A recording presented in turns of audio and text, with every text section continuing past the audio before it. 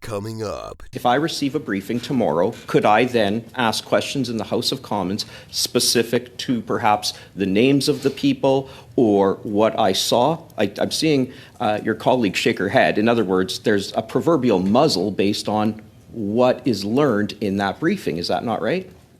No, she's not answering very simply, Mr. Chair. I'm asking her, I don't have a number Mr. Chair, for you. Who is the Prime Minister who is implicated in turning a blind eye to foreign interference, which has been the subject of the inquiry to determine what is relevant and what isn't relevant for the purview and review of Madam Justice Hogue? As we've seen, Conservatives seem to only be interested in their own clips and not actually providing information. Mr. Villemure laughs. I think he'd prefer I make him a sandwich and allow the work to be done by the men in this room, as he had indicated to me. This guy's garage. Like and subscribe. Now, there was some discussion about a security briefing and whether somebody who has a clearance can receive a security briefing. For instance, the leader of the NDP has said he would like to get a briefing. Can anything be divulged from the information in that briefing if a person receives a briefing, as in, can somebody then question the government based on the information in that briefing? Mr. Chair, this is, I think it's a really important question and that speaks to the fact that as a nation, I think we're going through an evolution in how we're addressing national security issues. So this is a bit uncharted territory. In my experience, we have never seen politicians, leaders having classified, having security clearances and be in a position to receive information. We have seen in the past that some of these briefings, people who have received classified briefings have spoken publicly about what they were told. That it creates an issue because the information may not be exactly how it was divulged, and it also, the ability to protect sources and methods and the people who are gathering this information might also be at risk. So I do believe that there is an evolution that is required. That said, there are absolutely limits to what the leader of the opposition will be able to say. The question is, are there an ability to reduce the threat of foreign interference by having the information and being able to take some decisions? And I think this is the discussion point and the evolution of our system that is required now. So, Mr. Vigneault, if I could ask then, if I receive a briefing tomorrow, could I then ask questions in the House of Commons specific to perhaps the names of the people or what I saw? I'm seeing your colleague shake her head. In other words, there's a proverbial muzzle based on what is learned in that briefing. Is that not right? Mr. Chair, I would probably use a different characterization. I would say that the law would prevent the member from speaking. The challenge that we have is that there's the law and there's also the privilege in the House of Commons. And this is something that, again, in terms of the evolution of how the system should work, is if someone gets information in a privileged way, and then, use the privilege of the House to divulge information, I think, we are in a bit uncharted territory of how this would be done. And that's why, as a professional intelligence person, my advice would be that there's a need for a lot of discussion about this to create a new modus vivendi for Canadians. I understand that, and perhaps when I say muzzle, I mean the law would muzzle. So I'll ask the question in a different way. If an opposition MP receives a top-secret classified security briefing and learns top-secret classified information, including the raw intelligence that Minister LeBlanc just referenced, then would the MP be able to act on that information, or would acting on that top-secret information potentially violate national security law? Thank you. I'll take that question, Mr. Chair. Yes, of course, they can act on it. And this is why recently I have offered to all parties to have a clear representative, in particular the leader, in order to receive those information and, for example, to be able to act during a by-election, be able to act during a general election, managing their caucus, for example. also equipping themselves in terms of how they behave, what kind of events they are attending to, what kind of relationship they are keeping or not. So there's a lot of things that they can do when they are being armed with this information without, disclosing publicly the information they received. But they can't discuss the information is my point. When I say act, I'm saying deal with this information publicly, as in ask the government the hard public questions on this, and ask the government specific questions as to what is in the briefing. You can't do that. I think that's my point. Minister Verny explained, the legislation we have to prevent that. But behind those legislations, there are some fundamental principles. Collecting information through intelligence processes, this is not a contradictory process. C'est pas un processus contradictoire. It's not a contradictory process. The target of those collections are not in a position to defend themselves. And this is why, we talked about having the right balance between a very effective legislative framework when it comes to intelligence and national security, while also protecting human rights. And I do believe that disclosing names that have been collected through intelligence processes will be contrary to our privacy principles, but also contrary to our human rights principles. Well, would it not be, the minister can disclose classified information when it is in the public interest. What could be more in the public interest than whether a person is putting an X on their ballot next to the name of somebody who has been compromised by a foreign state actor? Maybe one thing that I can say, there's a lot of mechanisms to reduce the threat. For example, CSIS can do a threat reduction measure, a defense briefing. The leader can manage its caucus. We can do a démarche in front for the foreign actors.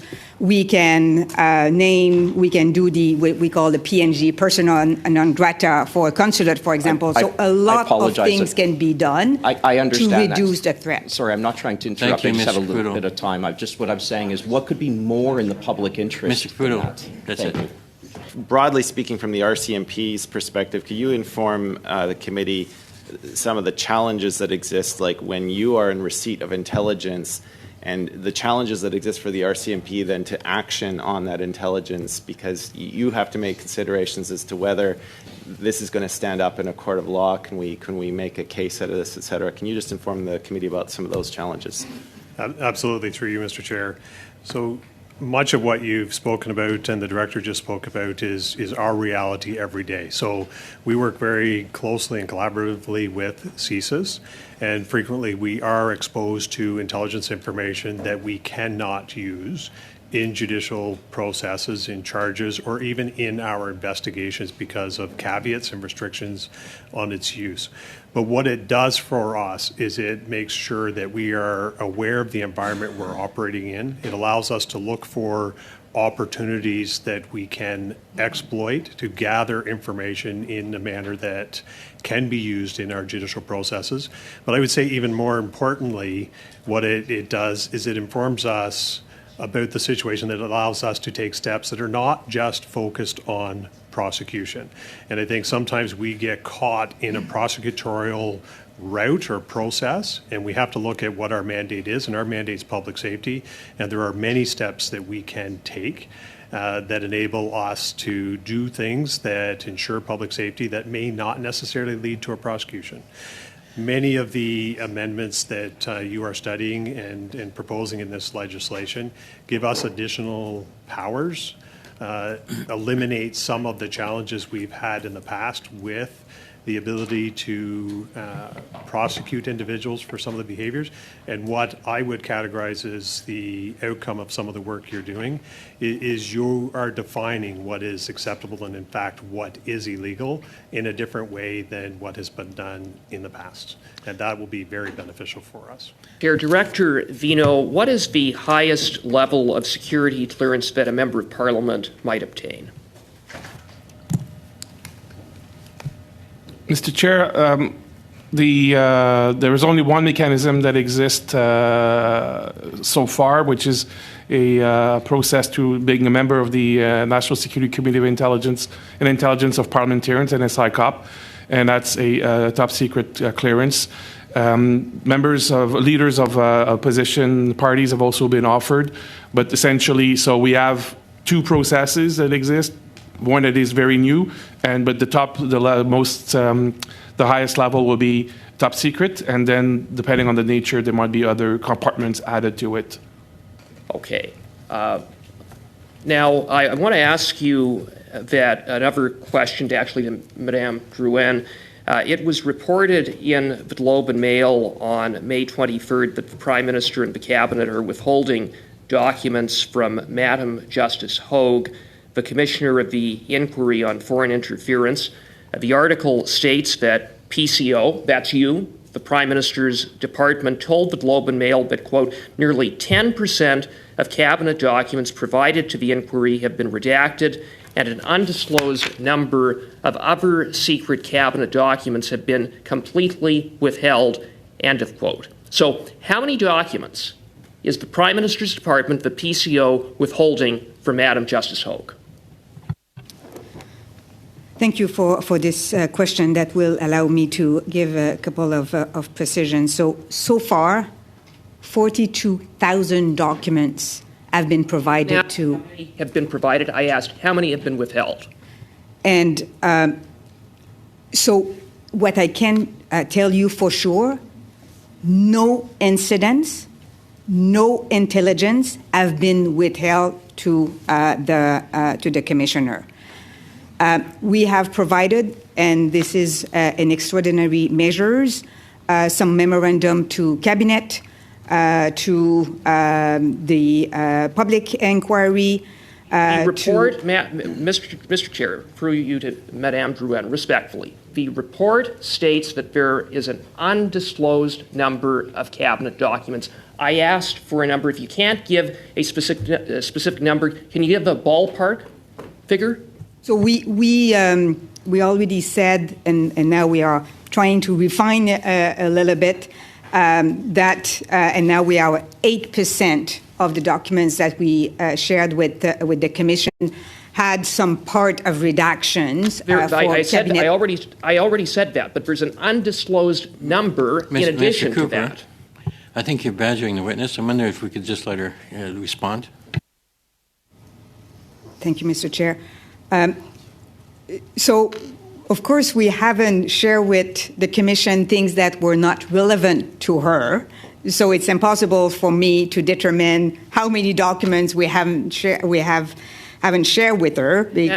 Mr. Chair, Madame Drouin, what is relevant to her? Madam Justice Hogue has requested these documents, and the Prime Minister's department is withholding them. So what do you mean that they're not relevant to Madam Justice Hogue? We have not restrained any documents that are necessaries for the work of the Commission.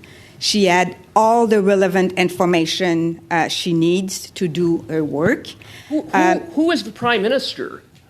Mr. Cooper, please let her answer. No, she's not answering very simply, Mr. Chair. I'm asking her, I don't have a number Mr. Chair, for you. Who is the Prime Minister who is implicated in turning a blind eye to foreign interference, which has been the subject of the inquiry to determine what is relevant and what isn't relevant for the purview and review of Madam Justice Hogue? So the relevancy test is being done in comparison of her terms and reference and the mandate she has, and all the relevant information she needed to have in order to accomplish her work, she received that. And if I may give you a little bit of a precision, my understanding of the footnote you are referring to in the interim report of the Commission is whether or not the Cabinet confidence that we have shared with her can be publicly released. Madam Drouin, if the Prime Minister has nothing to hide, he would turn over all the documents that Madam Justice Hogue has requested. The fact that he hasn't done that speaks for itself, and I think Canadians can draw appropriate conclusions. Thank you, Mr. Cooper. The witnesses may answer. if you wish. Oh, thank you.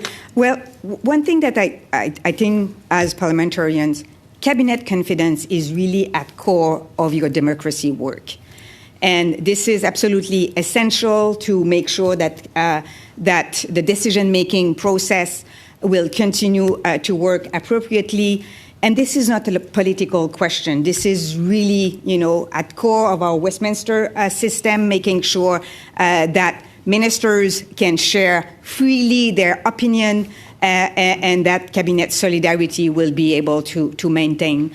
And again, I want to make sure that you're all aware that, that Justice Hogg receive all the necessary information, and the disclosure continue for the phase 3 of our all of our necessary work. as determined by the Prime Minister. Mr. Cooper, your time is up. Madame Drouin, I'd like the opportunity for you to actually answer the question, because as we've seen, Conservatives seem to only be interested in their own clips and not actually providing information. Mr. Villemure laughs. I think he'd prefer I make him a sandwich and allow the work to be done by the men in this room, as he had indicated to me.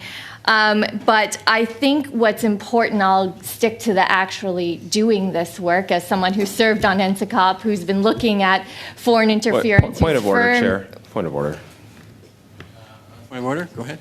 Yeah, Mr. Chair, Ms. O'Connell cannot just make outrageous, baseless accusations against my bloc colleague in this forum. She simply because of a facial reaction to a discussion.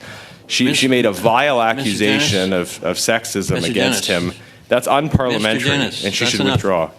Mr. Janice, it's I get your point, and but it's really not. It's in the debate at this point. Sure, it is not about debate. It is a point of order about decorum. I quite understand. Mr. Villemure, I believe, wishes to speak on the same point of order. Merci, Monsieur le Président. Thank you, Chair. My colleague here jumped on this faster than I could. I think that the comment was impolite and unnecessary. See, thank you. Separate point of order? Mr. Biddle on the same point of order. I've called this out before, and he's not the only one, but Mr. Treasonous is a frequent one to very much lean into the mic. We do have interpreters here, and like Mr. Treasonous, my voice, usually the volume isn't the problem. And so the mic can work from a lengthy distance. We don't have to lean into it to yell into it. So I was wondering if Mr. Treasonous can respect the interpreters and just stay back. It's something he frequently does. Thank you. Different point of order, but well taken. I think we all have a tendency to lean in, and we have to be respectful of the interpreters and their hearing. So, anyways, Ms. O'Connell, please carry on. Please make sure, Chair, that this didn't take away from my time. Also, if Mr. Villemure may call me impolite, but I think he would be quite embarrassed if, and Mr. Janice may not have defended him so clearly if he had heard some of the comments towards me while we were suspended. But I'll move on to the actual work of this committee.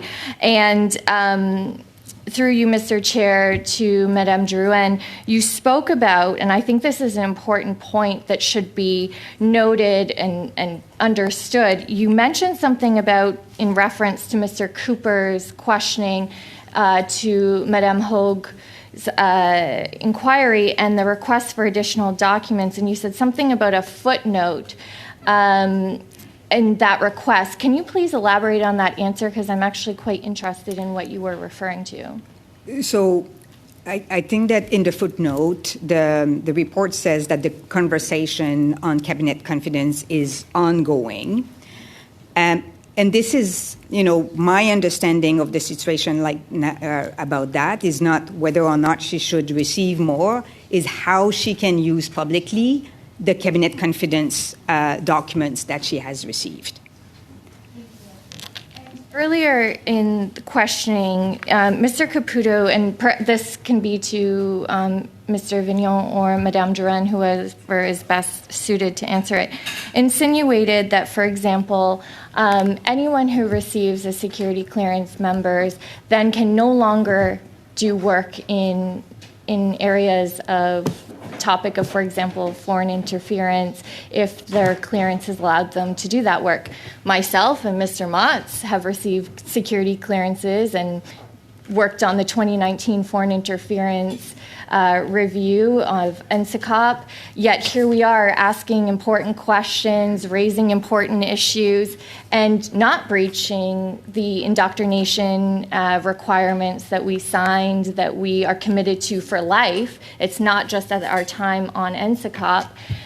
And I also found it quite interesting that Mr. Caputo, in a way, was trying to justify why his leader wouldn't receive a security clearance, because then he would be muzzled to ask tough questions, yet the legislation and the law that would restrict his disclosure of sensitive information was the very thing that just the hour earlier, Mr. Caputo was asking Minister LeBlanc to breach.